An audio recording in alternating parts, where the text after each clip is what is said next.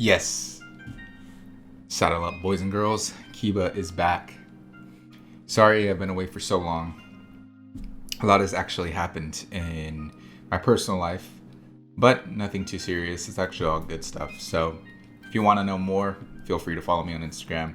But I want to come to you today for a special video. We've had a lot of Guild Wars 2 news coming out lately with the End of Dragons release, in terms of the timeline for that. The final chapter of Living Story came out. But additionally, today we got dropped with some patch notes that are supposed to be dropping on the 11th of May.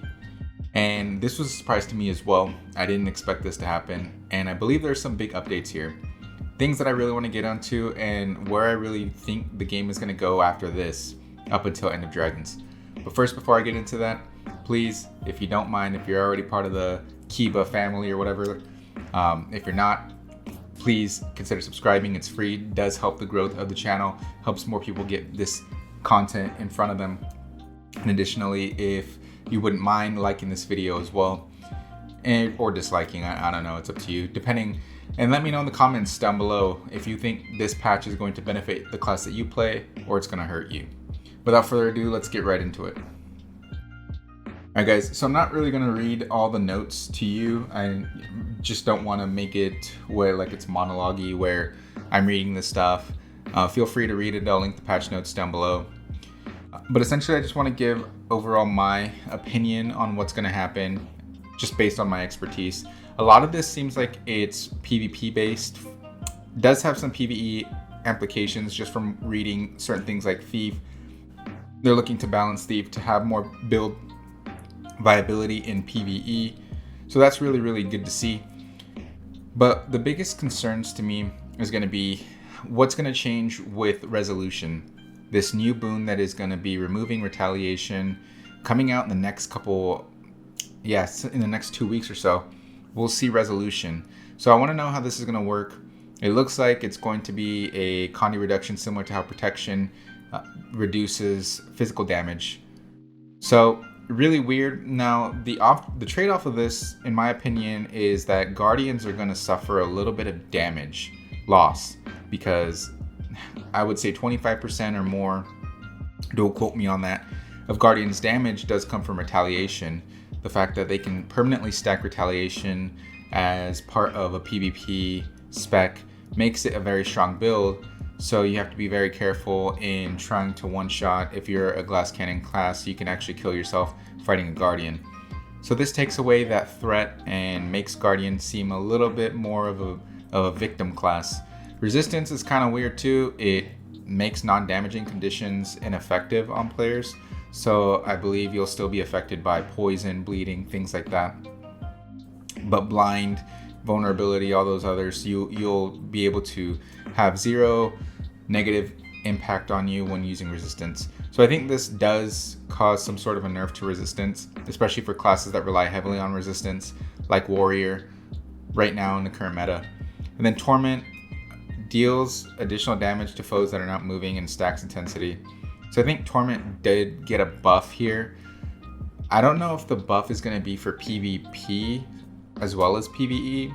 It does seem like this affects PvE more, because if you're trying to play a class that has heavy, like a condition class that does heavy torment damage, it's not as effective against bosses or monsters that generally stay in one spot in the game for extended periods of time.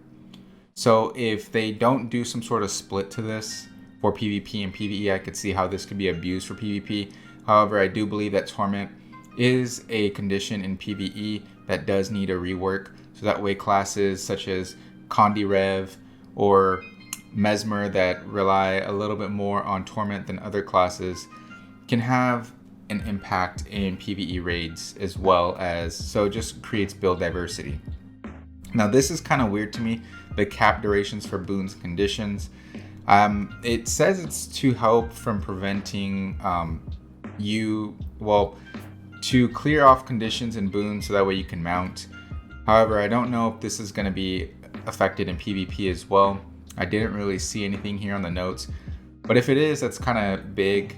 I think that you're going to have a time limit duration wise, so you won't be able to stack 2 minutes of alacrity or someone won't have 30 seconds of crippled. If that's the case in PvP, I think that's really, really huge and a good positive change because of the saturation of conditions right now in the game. It can be very, very difficult for classes who can't just constantly be clearing those conditions to move around when they have these sort of debuffs, especially weakness, just getting into it, or chilled, where they really do affect more than just your mobility. They affect your cooldowns and they also affect your damage output. So if it's capped at 10 seconds, I really, really like that change. I hope we see that in PvP. The mantras kind of gets a little weird for me. I personally don't like this change for mantras, and I'll tell you why. Well, okay. Mesmer, mantras, anything that has no cast time that's instant and has no animation that you can proactively counterattack, I feel is very unhealthy for the game. And I felt that the only way that it was balanced was when mantras did have a charge. So I understand where they're coming from in PvP or PvE.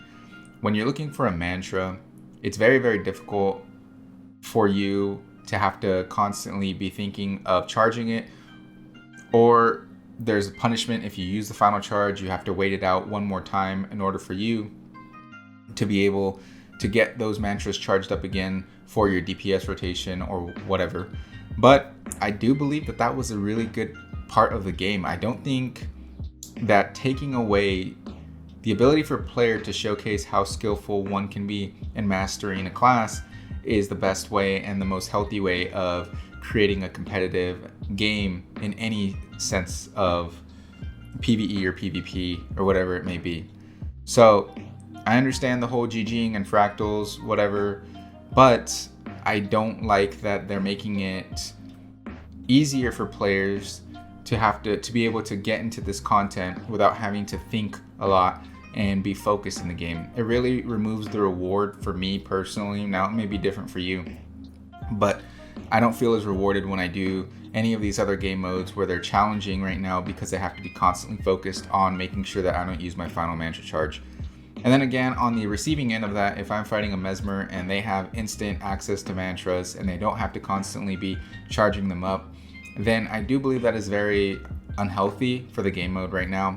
I've never been a fan of mantras, especially Mesmer mantras, where they can just constantly daze you without having any counterplay. So don't like this change, but I'm kind of open-minded to see how it really does work when it does get implemented and deployed. Aside from that, yeah, everything else, in my opinion, is kind of just gonna make it PvP isn't really gonna change much. I don't think that there's going to be a huge meta shift. I read a lot of these patch notes, and they seem to be very, very small conservative changes. There's nothing too extreme here. But I think what they're trying to do is they're trying to make all classes well-rounded. And that's fine, but I don't think that that's going to have direct changes overall in how the game mode is shifted. So I don't think the meta is going to shift. I don't really feel like right now, after reading these, that we're going to see different classes coming up into the ranks of S tier for PvP or PvE.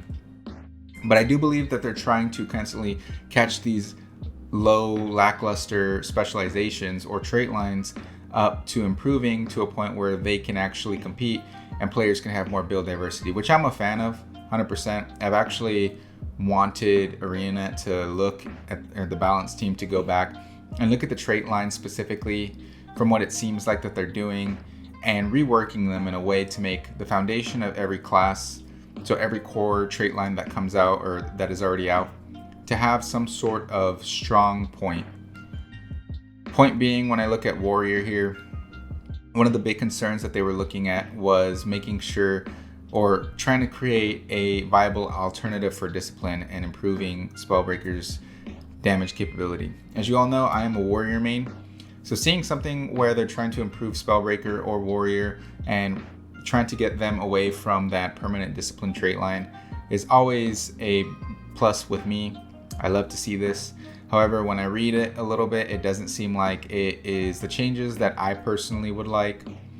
For example, The things that I would personally like with Warrior, and I know I'm getting into Warrior, but it is my main class, is I would love to see the removal of the fast hands, which allows Warrior to swap weapons every 5 seconds.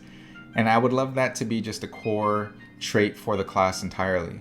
That, in my opinion, would be a change that would allow Warrior to have access to multiple different trait lines and not be handicapped to just using Discipline.